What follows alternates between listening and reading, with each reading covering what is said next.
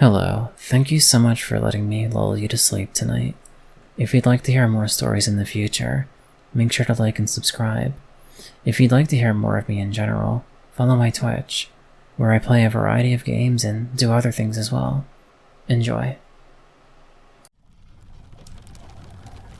200 or 300 years ago, when people were far from being so crafty and cunning as they are nowadays, an extraordinary event took place in a little town. By some mischance, one of the great owls, called horned owls, had come from the neighboring woods into the barn of one of the townsfolk in the nighttime, and when day broke did not dare to venture forth again from her retreat, for fear of the other birds, which raised a terrible outcry whenever she appeared. In the morning, when the manservant went into the barn to fetch some straw, he was so mightily alarmed at the sight of the owl sitting there in the corner that he ran away and announced to his master that a monster, the like of which he had never set eyes on in his life, and which could devour a man without the slightest difficulty, was sitting in the barn, rolling its eyes about in its head. "I know your kind," said the master. "You have courage enough to chase a blackbird with about the field, but when you see a hen lying dead, you have to get a stick before you go near it. I must go and see for myself what kind of monster it is," added the master, and went quite boldly into the granary and looked round him. When, however, he saw with his own eyes the strange, grim creature, he was no less terrified than the servant had been. With 2 bounds he sprang out, ran to his neighbors, and begged them imploringly to lend him assistance against an unknown and dangerous beast, or else the whole town might be in danger of it, were it to break loose out of the barn where it was shut up. A great noise and clamor arose in all the streets.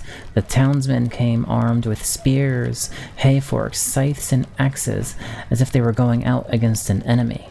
Finally, the senators appeared with the burgomaster at their head. When they had drawn up in the marketplace, they marched to the barn and surrounded it on all sides. Thereupon, of the most courageous of them stepped forth and entered with his spear lowered, but came running out immediately afterwards with a shriek and as pale as death, and could not utter a single word. Yet 2 others ventured in, but they fared no better. At last, one stepped forth, a great strong man who was famous for his warlike deeds, and said, "You will not drive away the monster by merely looking at him. We must be in earnest here. But I see that you have all turned into women, and not one of you dares to encounter the animal." He ordered them to give him some armor, had a sword and spear brought, and armed himself. All praised his courage, though many feared for his life. The 2 barn doors were opened, and they saw the owl, which in the meantime had perched itself on the middle of a great crossbeam. He had a ladder brought, and when he raised it and made ready to climb up, they all cried out to him that he was to bear himself bravely, and commended him to St. George, who slew the dragon. When he had just got to the top, and the owl perceived that he had designs on her, and was also bewildered by the crowd and the shouting, and knew not how to escape, she rolled her eyes, ruffled her feathers, flapped her wings, snapped her beak, and cried, "Twit-twoo," in a harsh voice. Strike home, screamed the crowd outside to the valiant hero. "Anyone who is standing where I am standing," answered he, "would not cry, 'Strike home.'" He certainly did plant his foot 1 rung higher on the ladder, but when he began to tremble and half fainting, went back again. And now there was no one left who dared to place himself in such danger. The monster, said they, had poisoned and mortally wounded the very strongest man among us by snapping at him and just breathing on him. Are we too to risk our lives? They took counsel as to what they ought to do to prevent the whole town from being destroyed. For a long time, everything seemed to be of no use, but at length the burgomaster found an expedient.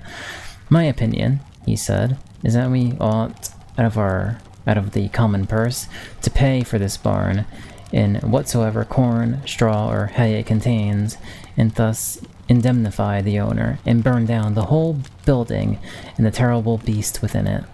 Thus no one will have to endanger his life. This is no time for thinking of expense, and stinginess would be ill applied.